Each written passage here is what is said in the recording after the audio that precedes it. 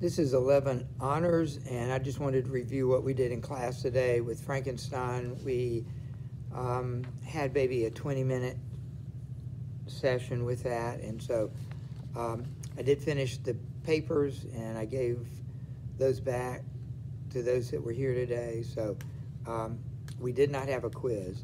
So I just wanted to share, review chapter 5, 6, and 7 from the questions that every student has. So question 33, describe the day and the time when Victor creates life. It's November, we don't have a particular date, but it's 1 a.m. in the morning. We noted that none of the features that you see in the movies with the lightning and the table, we're given no details as to how that happens. He simply opens his eyes after whatever Frankenstein does to bring life. And of course, Frankenstein, who's narrating the story at this point, doesn't tell Walton to whom he is speaking, and Walton, remember, is writing this down and sending it in a letter to his sister, but he doesn't tell Walton because he doesn't want Walton to try to duplicate it, because he's already sure that it ruined his life, this trying to create life. 34, describe Victor's reaction to his creature after bringing him to life. He's in horror at how ugly the creature is, and he abandons the creature. 35, what does his dream about Elizabeth possibly foreshadow? Well, he dreamed that she died, and that certainly foreshadows that possibility in the book, without giving anything away. She is, he says, but as I imprinted the first kiss on her lips, they became livid with the hue of death. Her features appeared to change. Interestingly enough, the dream, his kiss kills her. So if that happens in the book, it sort of foreshadows that she was somewhat responsible for it. He was. 36, who visits Victor shortly after his creation of the monster? And that is Clerval. 37, what happened to the creature in Victor's absence? He disappears, so he stays away maybe a couple of days. He goes back and the monster's left, and he feels great about it. He feels euphoric. The question is, what do you think about the reaction? And we talked about the fact that that's how we often deal with our mistakes, our sins, our problems. We just want them to go away, and we think if somehow they disappear or we leave it and don't think about it, it will go away. But nothing ever just goes away, and this won't go away.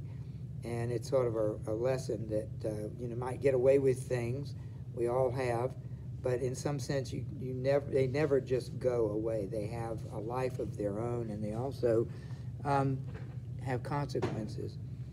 38, what happens to Victor after the creation of the monster? He becomes terribly sick, and how much time elapses? All this takes place in November, and it's not till spring that he gets better.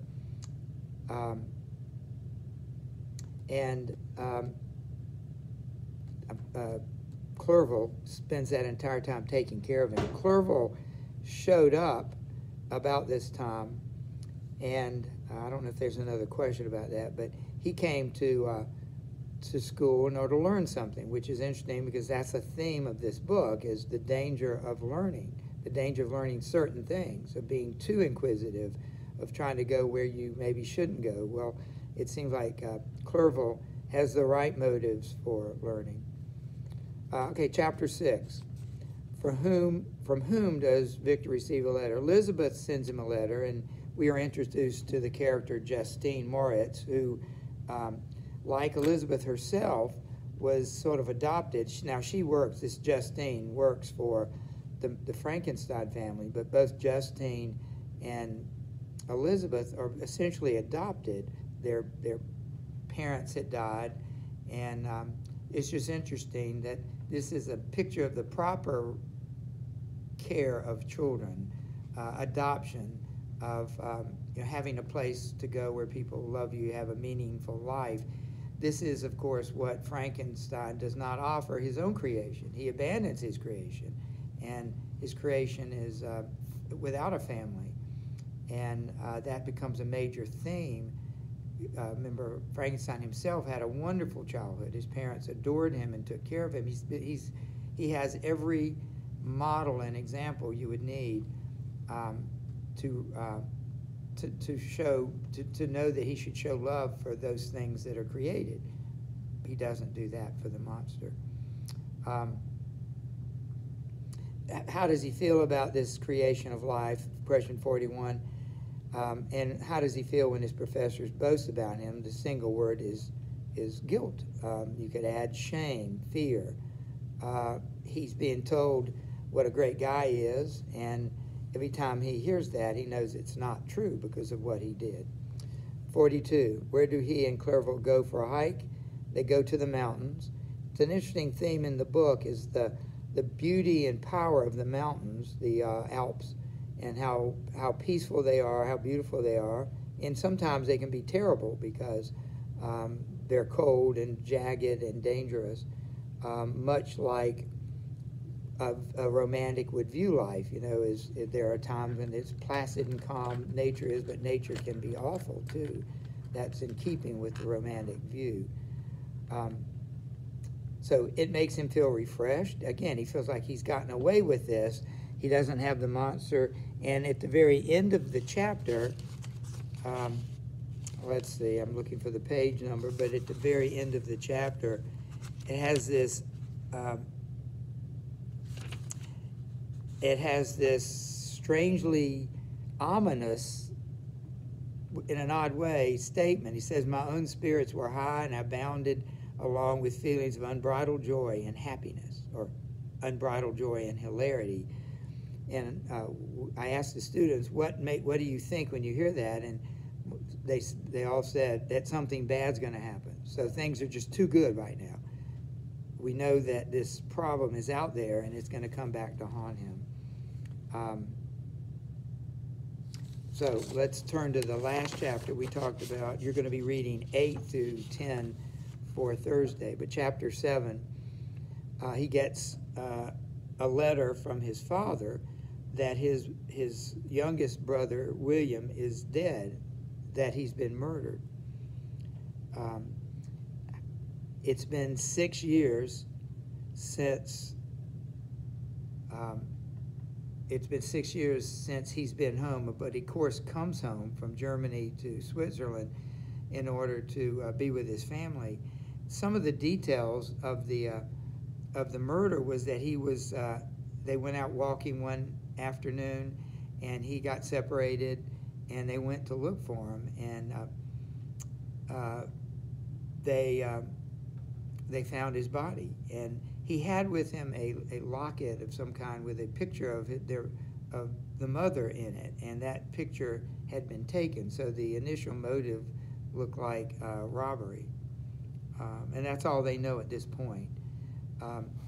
Victor comes, and again, interestingly, nature plays a big role in this.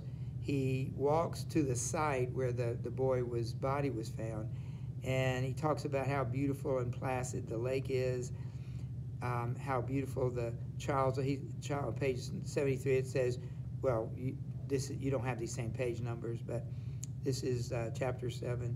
Your summits are clear. He's actually talking to the mountain. He says, your summits are clear, the sky and lake are blue and placid. Is this to prognosticate peace or to mock at my unhappiness? He stays out there so long that it starts to get dark, and so we go from the blue and placid lake and sky to the dark mountains that made him feel gloomy, and then there was a storm brewing, so it got completely dark, and lightning played, and we were reminded with the description of lightning of the role electricity has. Although we don't see it in the creation, we know that galvanism was an idea, that electric current could bring something to life. We know that's partly true because we use that, I think, in the technology to create or to restart a heart after it's stopped. And so we know that there's some truth to that. And so it kind of reminds us, also reminds us of the danger.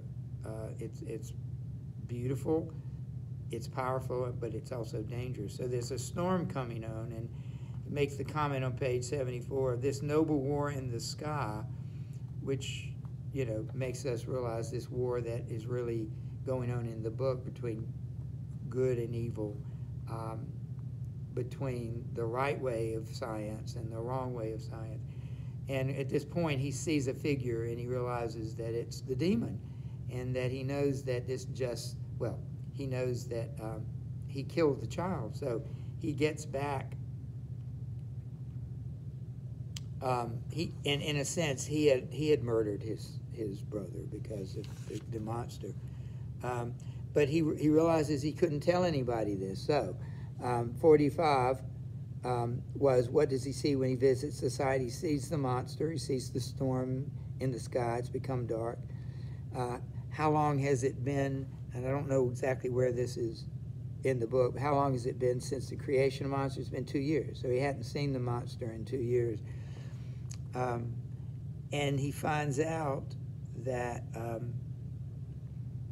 that everybody thinks that Justine is accused of the murder, and there are 2 reasons why she's accused. One, she was found with the locket. She spent the night outside of the city because I think the gates were closed. She couldn't get back in, and so she doesn't really have an alibi. No one to corroborate the alibi.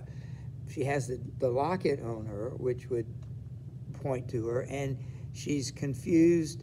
Her story's not, she can't get her story straight because she's confused. She tells a confusing story. But the irony is that Victor knows she didn't do it, but I think I was going to say this earlier, he's resolved not to tell anybody because who would believe that he had created a monster? No one would believe that. And so it wouldn't do any good to acknowledge that it was this monster that did it. So he's trying to figure out a way to prove her innocence. And it says, why doesn't Victor reveal the suspicions about who murdered his brother? That's because no one would believe it. And then who is arrested and charged? That would be Justine. And he knows she's not guilty. She knows he did it, and he vows at the end of the chapter to prove it and to lead to her acquittal. So you need to read 8 through 10 for Wednesday and be prepared for a quiz. Thank you.